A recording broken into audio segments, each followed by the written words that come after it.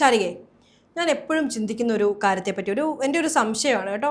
അപ്പം ശാരികയുടെ അഭിപ്രായം എന്താണെന്ന് പറയണം. ഇപ്പം നമ്മൾ കഴിഞ്ഞ കുറേയധികം നാളുകളായിട്ട് ഇപ്പോൾ സോഷ്യൽ മീഡിയ എല്ലാം ഉപയോഗിക്കുന്ന ആളുകളാണ് നമ്മൾ.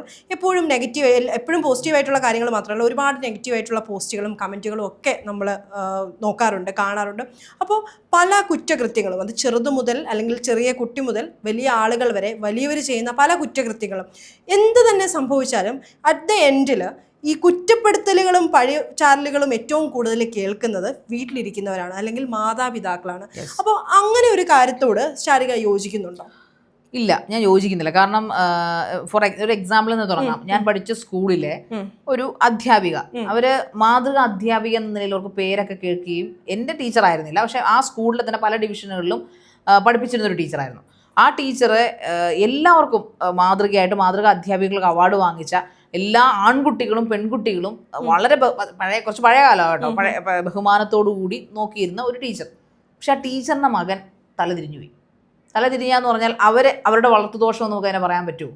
കാരണം സമൂഹത്തിൽ ഈ കുട്ടി നല്ല രീതിക്ക് എങ്ങനെ ഒരാൾ ക്ലാസ്സിൽ വരുമ്പോൾ എങ്ങനെ ബിഹേവ് ചെയ്യണം, മുടി എങ്ങനെ കെട്ടണം, നിങ്ങൾ എങ്ങനെയാണ് ഒരാളോട് സംസാരിക്കണം എന്നൊക്കെ നമ്മളെ പറഞ്ഞു പഠിപ്പിച്ചിരുന്ന, നമ്മളൊന്നും മരണം വരെയും ബഹുമാനിക്കുകയും മറക്കുകയും ചെയ്യാത്ത അധ്യാപികമാരുടെ മക്കൾ അല്ലെങ്കിൽ മകനോ മകളോ അവര് ആ നാട്ടിലെ പേരുദോഷം കേൾപ്പിക്കുക, അല്ലെങ്കിൽ ആ നാട്ടിൽ ആ ടീച്ചറിന്റെ മോനോ ടീച്ചർ എത്ര. അപ്പോൾ വരുന്ന ടാഗ്ലൈൻ ഇങ്ങനെയാണ്: അവർക്ക് നോക്കാനും കാണാനും ഒന്നും സമയമില്ല, അല്ലെങ്കിൽ ശ്രദ്ധിക്കാൻ സമയമില്ല എന്ന രീതിയിലാണ്, അല്ലെങ്കിൽ മറ്റു പിള്ളേരെ നന്നാക്കുന്നതിന് മുമ്പ് സ്വന്തം കുഞ്ഞിനെ, സ്വന്തം കുടുംബം, അങ്ങനെയൊക്കെ ഞാൻ പലരും പറയുന്ന ഒളിഞ്ഞും തെളിഞ്ഞും പറയുന്നത് കേട്ടിട്ടുണ്ട്. ഞാനും ചോദിക്കട്ടെ, സ്വഭാവം വെച്ച് ജീന് വെച്ച് നോക്കുവാണെങ്കിൽ അവർ നല്ലൊരു സ്ത്രീയാണ്, നല്ലൊരു അധ്യാപികയാണ്, അല്ലെങ്കിൽ നല്ല രീതിക്ക് കുട്ടികളുടെ സ്വഭാവം വാർത്തെടുക്കുന്നതിൽ ഏറ്റവും അധികം പങ്ക് വഹിക്കുന്ന ആളാണ്.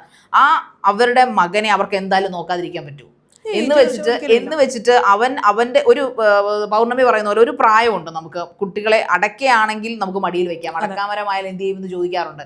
അതുപോലെ ഏത് തുറയിലുള്ള പാരൻസും ആയിക്കോട്ടെ, അല്ലെങ്കിൽ ടീച്ചർ ആയിക്കോട്ടെ, ഡോക്ടർ ആയിക്കോട്ടെ, അല്ലെങ്കിൽ സാധാരണ കർഷകരോ കടക്കാരോ ഒക്കെ ആയിക്കോട്ടെ, പക്ഷെ അവരുടെ മക്കളെ വളർത്തുമ്പോൾ ഒരു കുറേ കാര്യങ്ങൾ നമുക്ക് പറഞ്ഞു തരും ചെറുപ്പത്തിലെ. ഇതെല്ലാം നമ്മൾ ഒരു 10ാം ക്ലാസ് വരെയൊക്കെ കേൾക്കും.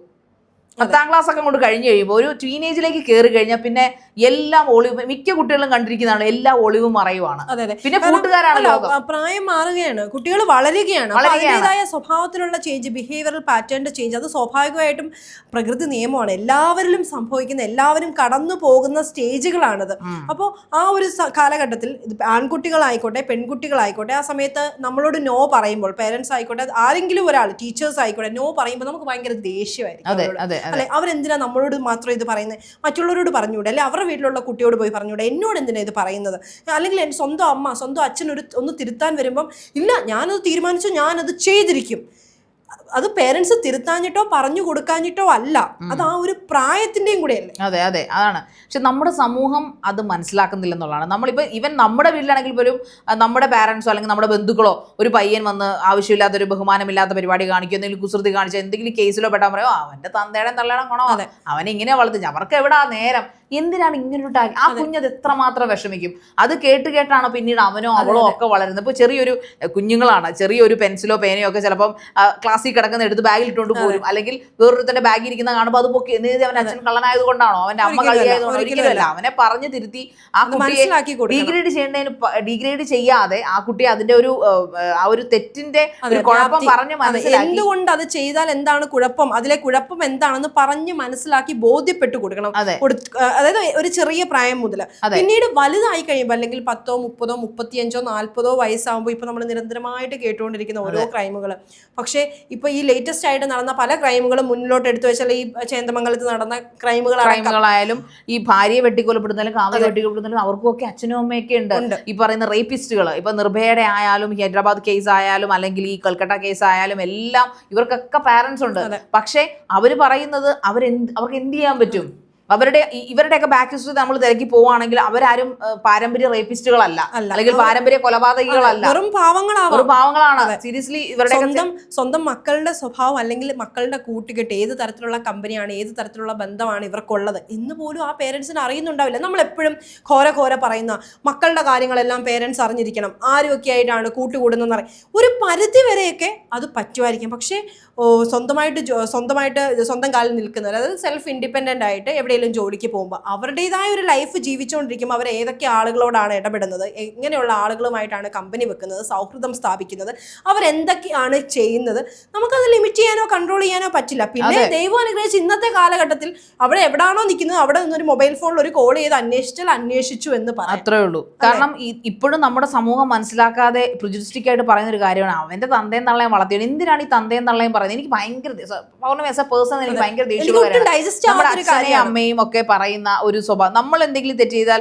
ഈവൻ ഇൻക്ലൂഡിങ് അധ്യാപകർ ടു ടീച്ചേഴ്സ് ഉൾപ്പെടെ ഇപ്പൊ നമ്മളെ ഓഫീസ് റൂമിൽ വിളിച്ചിട്ട് അല്ലെങ്കിൽ പ്രിൻസിപ്പൽ റൂമിൽ വിളിച്ചിട്ട് നിന്റെ തന്ത എവിടെ, നിന്റെ അച്ഛൻ എവിടെ, നിന്റെ അമ്മ എവിടെ, നിന്റെ അച്ഛനും അമ്മയും വീട്ടിൽ ഇങ്ങനെയാണോ നിന്നെ വളർത്തുന്നതെന്ന് ചോദിക്കുമ്പോൾ അത് സത്യത്തിൽ അത് കേൾക്കുന്ന പാരന്റ്സ് ഉണ്ടാകുന്ന ആ ഒരു മനോവിഷമം. കാരണം നമ്മൾ വീട്ടിൽ ചെന്ന് നോക്കുമ്പോൾ അവൻ വീട്ടിലെ നല്ല കുട്ടിയാണ്, വീട്ടിലെ എല്ലാം അനുസരിക്കുന്ന കുഞ്ഞാണ്, അവനൊരു ഇത്ര നല്ലൊരു കുട്ടി വേറെ കാണില്ല. സീരിയസ്ലി എല്ലാ ക്രൈമിന്റെ പിന്നിൽ ഏതെങ്കിലും കുഞ്ഞുങ്ങളുടെ ക്രൈമുകൾ എടുത്തിട്ട് അല്ലെങ്കിൽ ഇച്ചിരി വലിയ ആൾക്കാർ ക്രൈം നമ്മൾ ചെയ്യുമെങ്കിൽ അവൻ വീട്ടിലെ നല്ല കുട്ടിയാണ്, അവൻ അച്ഛനോ പ്രിയപ്പെട്ടവൻ, അമ്മയ്ക്ക് പ്രിയപ്പെട്ടവൻ, അനിയത്തിക്കോ ചേച്ചിക്കോ ഒക്കെ പ്രിയപ്പെട്ടവൻ അനിയനായിരിക്കാം അല്ലെങ്കിൽ അനിയത്തിക്കുട്ടിയായിരിക്കാം.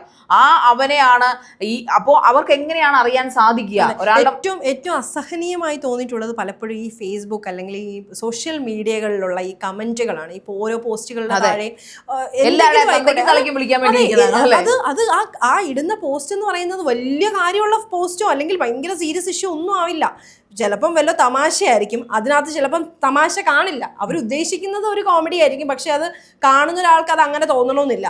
ഉടനെ ആ പോസ്റ്റ് ഇട്ടവന്റെ വീട്ടിലുള്ളവരെ നാട്ടിലുള്ളവരെ എല്ലാം വിളിക്കുക പ്രവണതയാണ്. അതെ, പൗർണമി ശ്രദ്ധിച്ചാൽ മതി. പൗർണമി പറഞ്ഞ 100% ശരിയാണ്. കാരണം വേറൊന്നുമല്ല, ഏത് കമന്റ്സ് നോക്കിയാലും ഇവന്റെ തന്ത ഇങ്ങനെ, ഇവന്റെ തള്ള, എന്തിനാണ് അവരെ പറയുന്നത്? അവനെ പറഞ്ഞാൽ അല്ലെങ്കിൽ അവളെ പറഞ്ഞാൽ നമുക്ക് പൊള്ളും. ശരിയാണ്, ഓരോ വ്യക്തിക്കും അവന്റെ അച്ഛനെ അമ്മയും പറഞ്ഞാൽ പൊള്ളും, അതിൽ സംശയമില്ലാത്ത കാര്യമാണ്. പക്ഷെ ഈ പ്രവണത നിർത്തിയില്ലെങ്കിലുണ്ടല്ലോ, അതുകൊണ്ട് ഈ പ്രവണത നിർത്താത്തത് കൊണ്ടാണ് കണ്ടിന്യൂസ് ആയിട്ട് ഈ കുട്ടികളും വളർന്നു വരുമ്പോൾ ഇത് തന്നെ ചെയ്യുന്നത്. അവനും അവന്റെ താഴേക്കുള്ള ആൾക്കാർ തെറ്റ് ചെയ്യുമ്പോൾ നിന്റെ അപ്പനാണോ ഇത് കൊണ്ടുവച്ചിരിക്കുന്നത്, നിന്റെ അമ്മയാണോ കൊണ്ടുവച്ചിരിക്കുന്നത്, അപ്പനോട് പോയി പറയണം. മെയിനായിട്ട് അപ്പനാന്ന് തോന്നുന്നത് കേൾക്കുന്നത് അല്ലേ, അച്ഛനെ വിളിക്കുന്നത്, അയ്യോ പാസ്റ്റർ എന്നൊക്കെ വിളിക്കുന്ന ആ ഒരു രീതി വരുന്നത് അതുകൊണ്ടാണ്. നമ്മുടെ പാരൻസ് എന്ന് പറഞ്ഞു കഴിഞ്ഞാൽ കാണപ്പെട്ട ദൈവങ്ങൾ തന്നെയാണ്. ഇപ്പോൾ വളരെ അപൂർവങ്ങളായിട്ട് മക്കളെ കൊന്നുകളയുകയും അല്ലെങ്കിൽ മക്കളെ തഴിയൊക്കെ ചെയ്യുന്ന പാരൻസ് ഉണ്ട്. പക്ഷേ ഭൂരിഭാഗം പാരൻസും കുഞ്ഞുങ്ങളുടെയൊക്കെ വേണ്ടി ജീവിതം ഒഴിഞ്ഞു വയ്ക്കുന്നത് എത്രയൊക്കെ പുരോഗമനം നമ്മൾ പറഞ്ഞാലും മക്കളെന്ന് പറഞ്ഞാൽ അച്ഛനമ്മമാർക്ക്, അത് നമുക്കായാലും നമ്മുടെ അച്ഛനമ്മമാർക്കായാലും ജീവൻ തന്നെയാണ്. അവരുടെ ദേഹത്തൊരു പോറൽ വീണാൽ അവർ ഹൃദയം കൊണ്ട് വേദനിക്കും. അവരെ പറഞ്ഞു മനസ്സിലാക്കാൻ എല്ലാ അച്ഛനമ്മമാരും, മിക്ക അച്ഛനമ്മമാരും അങ്ങനെ തന്നെയാണ്. മക്കളെ പറഞ്ഞ് മനസ്സിലാക്കാൻ ശ്രമിക്കും, നിങ്ങൾ അങ്ങനെ ചെയ്യാൻ പാടില്ല എന്ന് തന്നെയാണ് ചെറുപ്പത്തിൽ പഠിപ്പിച്ച് വളർന്നത്. പക്ഷേ വളരുന്ന സാഹചര്യങ്ങൾ കൊണ്ടോ കൂട്ടുകെട്ടുകൾ കൊണ്ടോ അല്ലെങ്കിൽ വേറെ എന്തെങ്കിലുമൊക്കെ കൊണ്ട് അവർ വേറൊരു തലത്തിലേക്ക് എത്തുന്നതിന് ഈ പാരൻസിന് എന്ത് ചെയ്യാൻ പറ്റും? അതുകൊണ്ട് ഇങ്ങനെയുള്ള കാര്യങ്ങൾക്ക് അവരെ ബ്ലെയിം ചെയ്യാതിരിക്കുക. നല്ല അച്ഛനും അമ്മയും കിട്ടുന്നത് അല്ലെങ്കിൽ അങ്ങനെ വളരാൻ സാധിക്കുന്നത്, അച്ഛനോടും അമ്മയോടും ഫുൾ കംപ്ലീറ്റ് ഫാമിലിയോടും കൂടി വളരാൻ പറ്റുന്നത് ഓരോ കുട്ടിയുടെയും ഭാഗ്യമാണ്. പാരൻസ് ഇല്ലാതെ വരുമ്പോഴേ അവരുടെ യഥാർത്ഥ വില നമ്മൾ തിരിച്ചറിയുകയുള്ളൂ.